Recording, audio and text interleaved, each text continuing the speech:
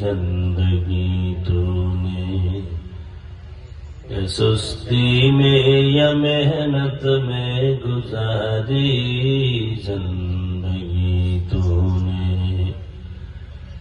मोहम्मद ने आकर कुफर को मिटाया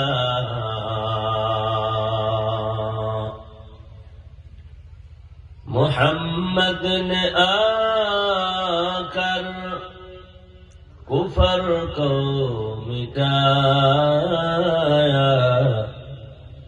कुफर को मिटा कर सदाकत बताया कुफर को मिटा कर सदाकत बताया।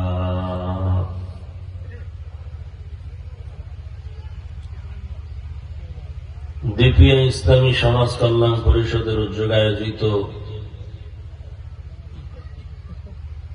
বার্ষিক তাফসীরুল কোরআন মহাসম্মেলন 25 জানুয়ারি 2025 উপস্থিত মোহতারাম সভাপতি, প্রধান অতিথি, বিশেষ অতিথিবৃন্দ, হযরত উলামায়ে কেরাম,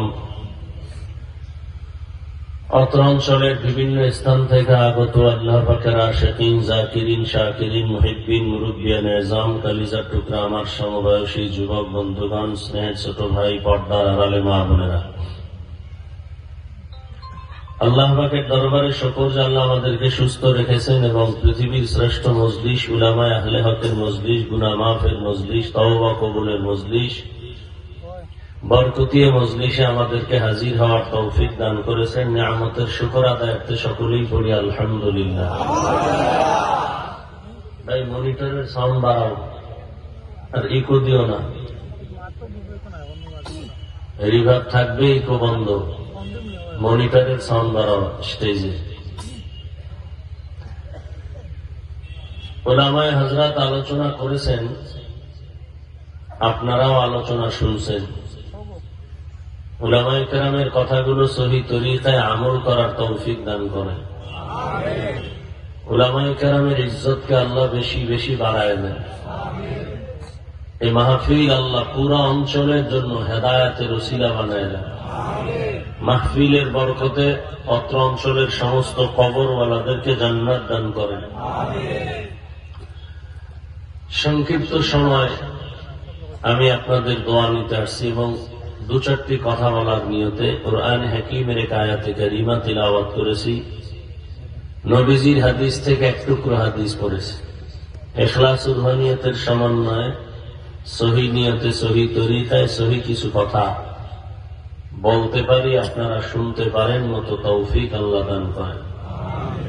وَأَمَّا مَنْ خَافَ مَقَامَ رَبِّهِ وَنَهَى النَّفْسَ عَنِ الْهَوَى فَإِنَّ الْجَنَّةَ هِيَ الْمَأْوَى। আল্লাহ বলেন, আমার আদালতে দাঁড়াইয়া হিসাব দেওয়ার ভয়ে দুনিয়াতে যারা নিজেকে গুনাহ থেকে বাঁচাবে তাদের সুসংবাদ, তাদের ঠিকানা জান্নাতুল মাওয়া। নবীজি বলেন, ইত্তাকিল মাহারিম তাকুন আবাদান নাস। আল্লাহর নিষিদ্ধ জিনিস থেকে তোমরা নিজেদেরকে বাঁচাও তো আল্লাহ তোমাদের মর্যাদা বৃদ্ধি করে দিবেন।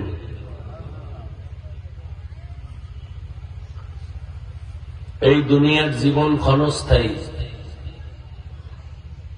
যার 1 মাসের কোনো গ্যারান্টি দেওয়া যাবে না, 1 দিনের গ্যারান্টি দেওয়া যাবে না, 1 ঘন্টারও গ্যারান্টি নাই, 1 সেকেন্ডেরও গ্যারান্টি নাই, নিঃশ্বাসের নাই বিশ্বাস।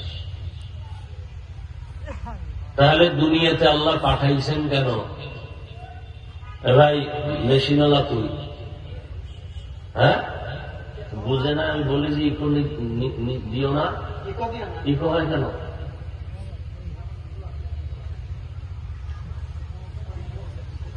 তো যে কথা বলতেছিলাম, তো দুনিয়ায় পাঠাইলেন কেন? পাঠাবার একমাত্র কারণ আখিরাতের কিছু বাজার করার জন্য। যেমন সকাল 10টার সময় বাবা সন্তানকে বলে, যাও মৌলভী বাজার যাও বা আরো পাশে কোনো বাজারে গিয়া চাল ডাল তরকারি কিনে নিয়ে আসো, দ্রুত দুপুরবেলা মেহমান আসবে, রান্না করতে হবে। সন্তানকে টাকা দিল, টাকা পাইয়া খুব খুশিতে দৌড়। বাজারে গিয়া মাল কিনা বাদ দিয়া গিয়া দেখে সেখানে খুব সুন্দর সুন্দর রং বেরঙের বাতি জ্বলতেছে, খুব সুন্দর বিল্ডিং, আনন্দ, নাচ গান খুব চলতেছে। এগুলো দেখে মজা লাগছে, মজায় মজায় আর বাজার করার খেয়াল নেই। সামনে এতক্ষণ ভালো ছিল না, এত বাড়ানোর দরকার আছে বলো তো? মাইক বন্ধ হয়ে গেছে, শুধু ইকোটা কমাইবা বাস, এইটাই।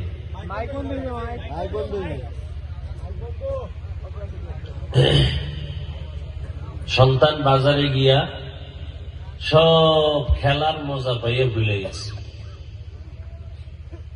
দুপুরবেলা মাল নিয়ে আসবে, তরকারি চাল ডাল রান্না করবে, বাসায় মেহমান আসবে, 12টার উপরে 1টা বাজবে। এই অবস্থায় হঠাৎ করে খেয়াল করেছে আমি আসলাম কেন? বাসায় গেলে তো বাবাই খুব মারবে। পাগলের মতো হয়ে গেল ছেলে। দোকানে যায়, তরকারি বাজারে ঢুকে, হঠাৎ পকেটে হাত দিয়ে দেখে টাকাও হারায় গেছে, টাকাও নাই। এখন চোখের পানি ছেড়ে কান্না করে। বাবা একটা লাঠি নিয়ে অবস্থান করতেছে, ব্যাগ নিয়ে আসলেই মারবো, বাজার আনলেও মারবো, দেরি হলো কেন? আর বাজার না আনলে তো ওর ঘরেই জায়গা নেই।